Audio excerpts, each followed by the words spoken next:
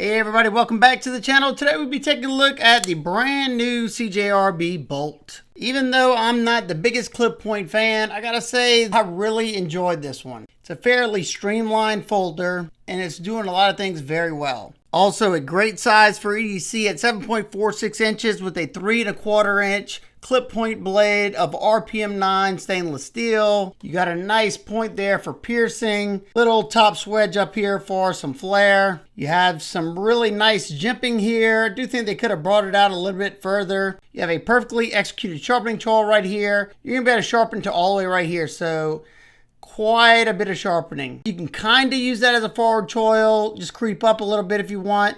But I'd say it's more for a oversized sharpening choil. You have dual thumb studs that stay out of the cutting path, as you can see there. And they're orange on this particular model with the bluish gray G10 and the black PVD coated blade. You can also get it blacked out with the orange thumb studs. And I'm pretty sure there's a non-coated version as well.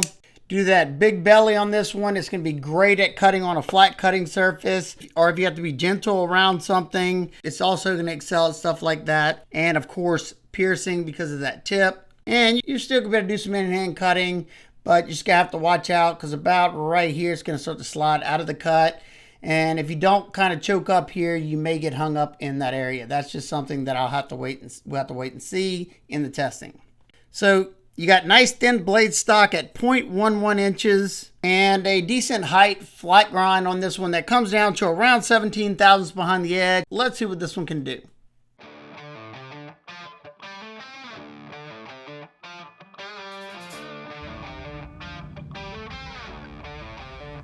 The knife came with a really good edge out of box like I'm always used to getting from CJRB.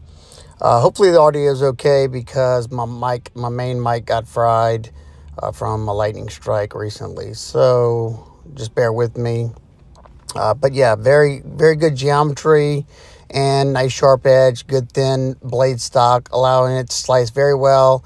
I did make sure I didn't cut very long runs of the cardboard because I did kind of feel myself starting to slide out of the cut because of that deeper belly, but not a big issue as long as you're aware of that. And I did choke up, so I didn't get hung up in that larger choil area or larger sharpening choil area. So now we move on to the wood, and we're going to test those ergos. You can see I'm able to make fine curls pretty easily. And I'm trying to get a more comfortable spot around that recoil lock, because in certain grips I did notice it was a little uncomfortable. Not terrible until I started bearing down, then it kind of progressively got a little bit worse. But all in all, I was able to move around it, so it wasn't that big of a deal. Moved to the 1/2 inch sisal rope, and I could see right away the knife has good bite to it. And this is where this one's really going to shine at making these type of cuts on a flat cutting surface. It's gliding through the sisal rope, absolutely no problem. Edge is holding up very nicely. And that's, been the case with this RPM 9 pretty much from the beginning. Once they got everything ironed out with that steel, I've had very good experiences. I've noticed it doesn't chip out start to roll as quick as standard 9CR 18MOV. That's just been my experience personally. It's got a little bit extra toughness, and I found it can hold an edge a little bit longer than the send cut stuff for the most part, depending on the geometry and all that. All that has a lot to do with it, but usually has a solid heat treat. I haven't had any that acted crazy or anything.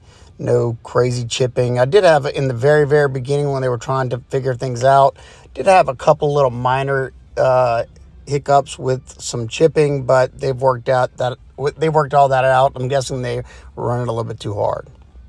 So that's common with pretty much every steel.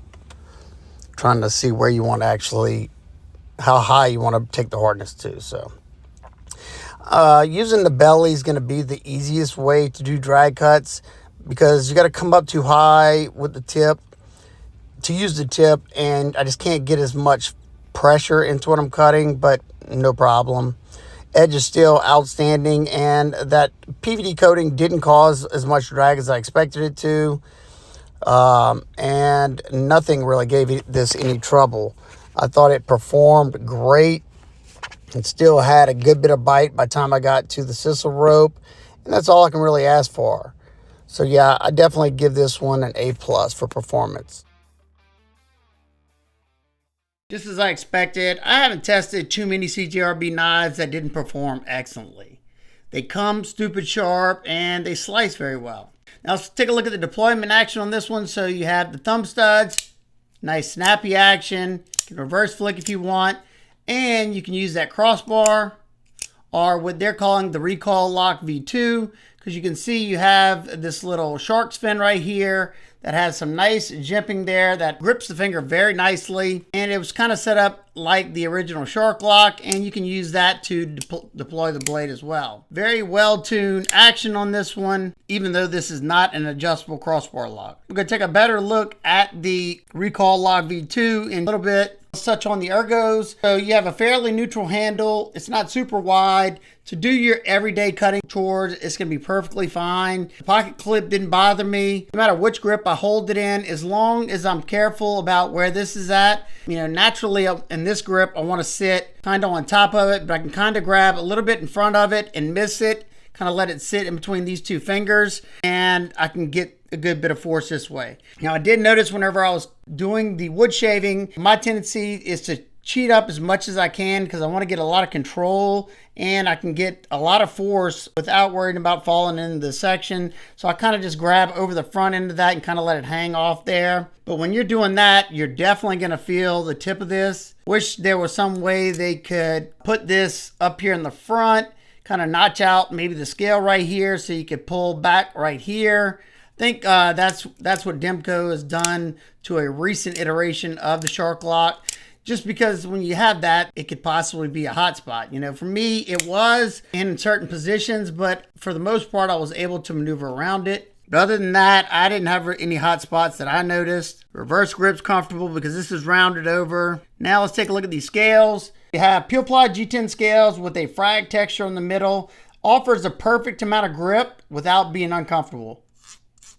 I mean, it's grippy, but not overly grippy. You also have a chamfer going all the way around with some softening, so there's no sharp edges where you don't want them to be. You have a lanyard hole back here.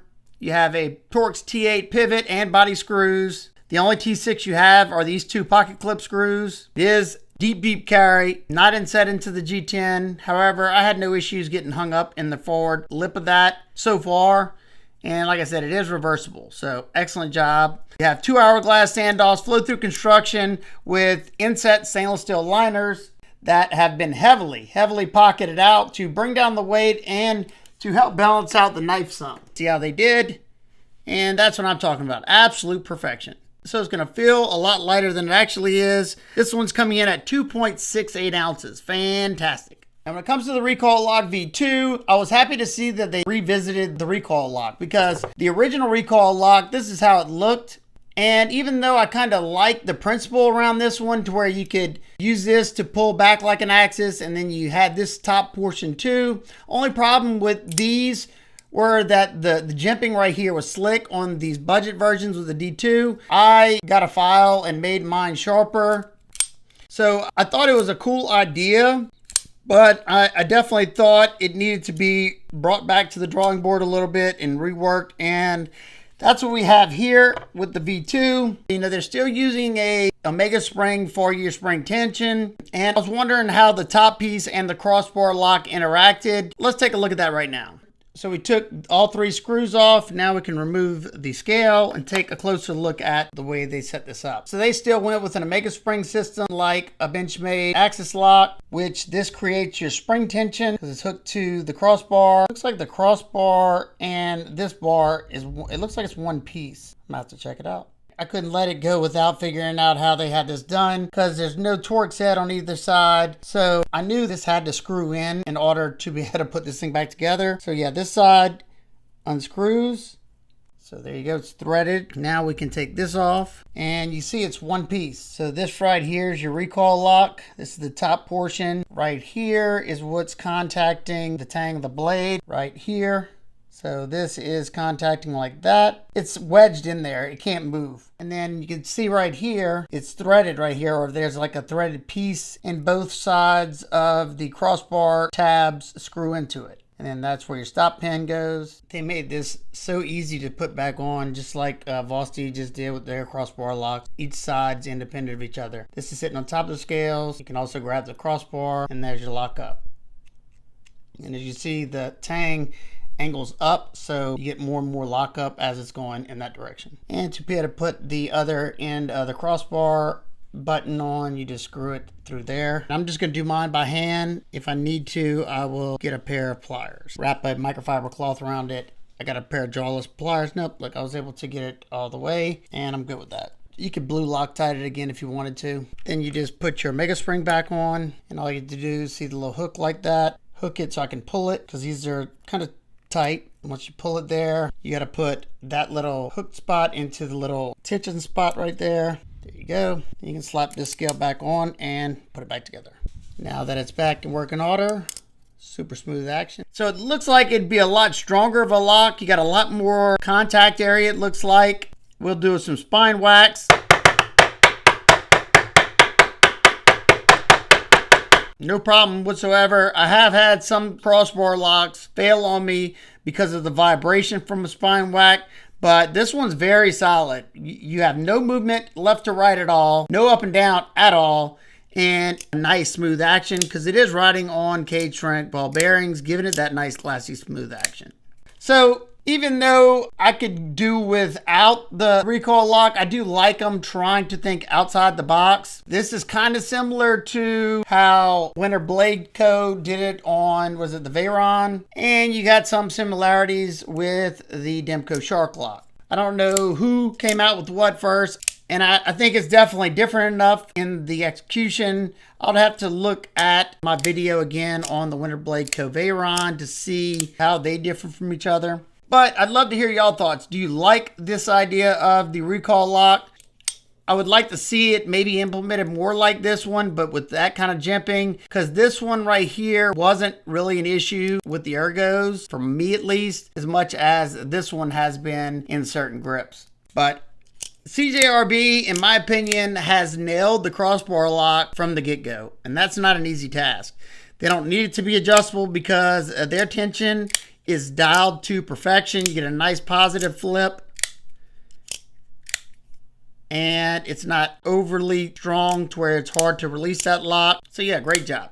Now time for some quick size comparisons. It's in the middle of the Ontario Rat 1 and 2. It's fairly similar in size to the CJRB Echo and the Vosteed Raccoon. Just a hair shorter than the Kaiser Mini Mystic, and it's very similar in length to the SRM 255L. And lastly, it's just a little smaller than the CMB Predator and is very similar in length to the Kaiser Madrak. Now, being that absolutely no nice perfect, what are my nitpicks and complaints? I'm not the biggest clip point fan, but that's just my personal preference, so it's not really a nitpick or complaint. I do wish they would figure out a different method instead of have the recoil lock come up on the scales, just because in certain grips I found it to be a little uncomfortable, but like I said, I was able to maneuver around it. So just a minor nitpick. And possibly inset that clip into the G10, and I guess you could go with T8 if I'm being nitpicky there all the way around. But those are very minor nitpicks, and I think these go for around 50 bucks if I remember correctly.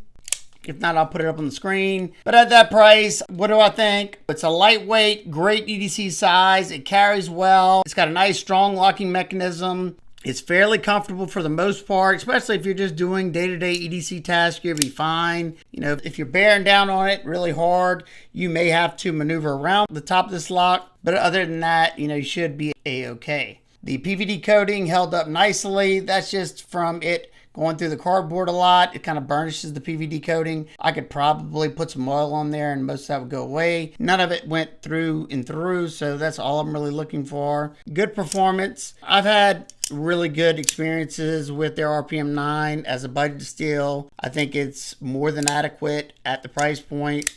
Interested to see what else they do. Like I said, hopefully we can see the Recoil-Lock V2 a little bit more like this with this type of jimping. I think it would be great in this manner. What do y'all think? Which one do y'all like better? So that's going to wrap up today's video. If you're interested in picking up one of these, I will have it linked down below in the description. It will be an affiliate link, so if you want to help support what I do here on this channel, that helps me pay for my testing materials. I can't thank you enough. If not, no sweat at all. If you have any questions in particular, feel free to ask me down below, and I'll do my best to get back with you. I hope every single one of y'all is having a fantastic day today, and remember, keep your blades sharp, smile more.